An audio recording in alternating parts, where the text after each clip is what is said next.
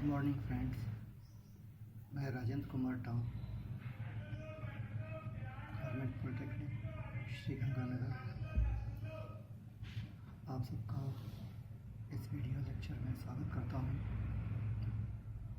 आज हम rivets and riveted joints के ऊपर बात करेंगे। रिवेट एक तरीके का सिलिंड्रिकल पीस होता है, इस तरीके का, जिस पर एक हेड बना हुआ होता है और बाकी उसकी शैंक होती है और टेल होता है।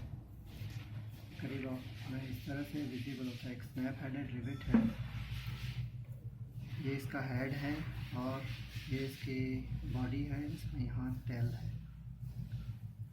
तो ये रिवेट्स कहाँ काम आते हैं? ये रिवेट्स काम आते हैं जहाँ हमें सेमी परमानेंट टाइप की फास्टनिंग करनी हो, दो पार्ट्स को ज्वाइन करना हो जो बार बार डिसेंबल जिनको नहीं करना पड़े, जिनको बार बार अलग नहीं करना पड़े, ऐसे पार्ट्स को ज्वाइन करने के लिए या ऐसी शीट्स को ज्वाइन करने के लिए जनरली स्ट्रक्चरल वर्क में काम आते हैं। और ये जैसे बिल्डिंग या टावर्स के लिए भी यूज़ होते हैं, रूफ ट्रशेस, ब्रिजेस वगैरह में भी ये काम आते हैं, और स्टोरेज टैंक्स और बॉयलर्स को बनाने के भी काम आते हैं। और दैनिक उपयोग की चीज़ों में भी इस तरह के काम आते हैं जहां हमें यूज़ करना हो, बार बार चीज़ों को नहीं हटाना हो। जैसे एक सिंपल सा उदाहरण मैं बताता हूँ। ये लॉक है, इस लॉक में इस दोनों पार्ट्स को इन रिवेट्स की सहायता से ज्वाइन किया हुआ है। इसमें रिवेट में जैसे एक तरफ तो हेड होता है, दूसरी तरफ के हेड को हम फोर्स करके या प्रेस करके या थोड़े से चोट मार के दूसरा हेड बना लेते हैं। इसी तरीके से एक ये यूटेंसिल है, इसमें इस हैंडल को इस वॉक को इन रिवेट्स की, दो रिवेट्स की सहायता से जोड़ा हुआ है।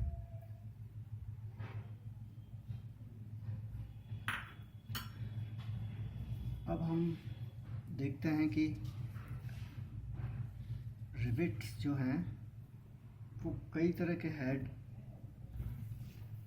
के रूप में होते हैं, जिनके जो हेड हैं वो डिफरेंट टाइप के होते हैं। ये सबसे सिंपल है, मोस्ट कॉमनली यूज्ड जो स्नैप हेड है, वो स्नैप हेड इस तरीके से होता है। स्नैप हेड में हमने जो हेड है वो 1.6D उसकी डायमीटर होती है और उसकी जो हाइट है वो हाइट 0.7D होती है। तो इसको बनाने के लिए क्या करते हैं हम कि सबसे पहले 1.6D के बराबर की एक लाइन बना लेते हैं। इसके सेंटर में एक सेंटर लाइन बना के और उसके ऊपर 0.7D के बराबर पे पॉइंट मार्क कर लेते हैं। इस पॉइंट को इस पॉइंट से ज्वाइन करके एक लाइन बनाते हैं और उस लाइन को समद्विभाजित कर देते हैं। परपेंडिकुलर से लंब समद्विभाजन करते हैं। ये जो लंब समद्विभाजक है, ये इस सेंटर लाइन को जहाँ पे कट करता है वहाँ पर हम पॉइंट मार्क कर लेते हैं और प्रकार की नोक को यहाँ रख के और यहाँ तक का जो आर्क है वो लेके, और हम इसको जब बनाएंगे तो वो इस पॉइंट और इस पॉइंट, तीनों पॉइंट से गुजरेगा और इसका हेड बन जाएगा। ये इसके डायमीटर के बराबर का D लिया हुआ है। जो डायमीटर D है वो हम कैसे कैलकुलेट करते हैं कि जो प्लेट्स जिनको ज्वाइन करना है उनकी थिकनेस यदि T है तो diameter D is equal to 6 into √T के फॉर्मूले से आता है।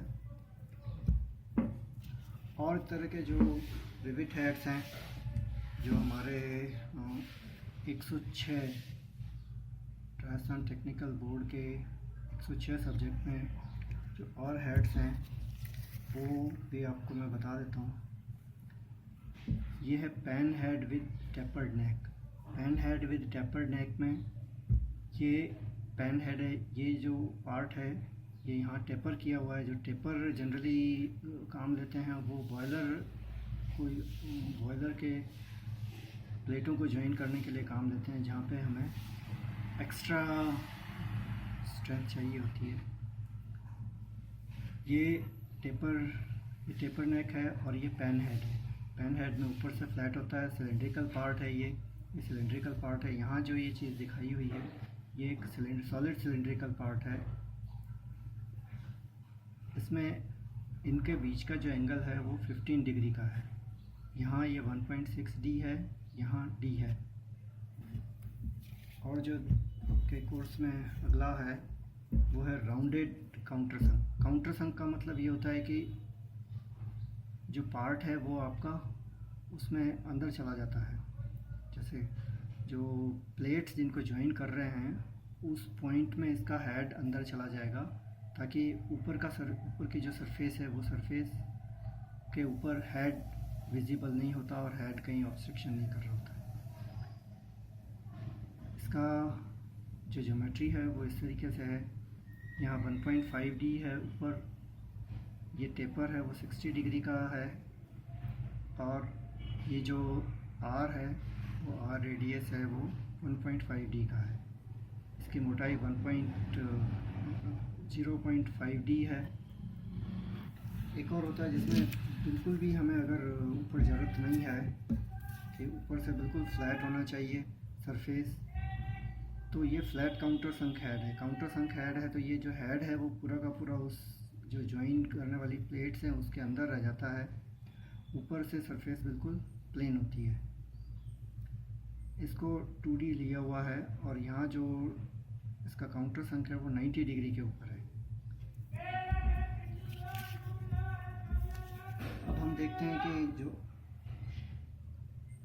जॉइंट्स हैं उसमें क्या करना होता है। जो जॉइंट बनाना है हमें, जैसे उदाहरण के लिए ये प्लेट्स ले लेते हैं।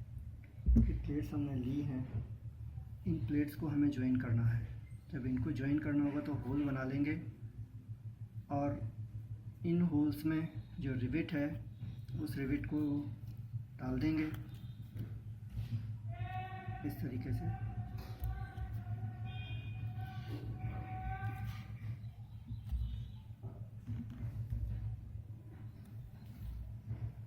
जितने लाइन हम बनाएंगे जैसे ये एक लाइन है तो ये सिंगल रिवेटेड लैप जॉइंट कहलाएगा, क्योंकि लैप जॉइंट में एक प्लेट के ऊपर दूसरी प्लेट रखी हुई है और ओवरलैप की हुई है।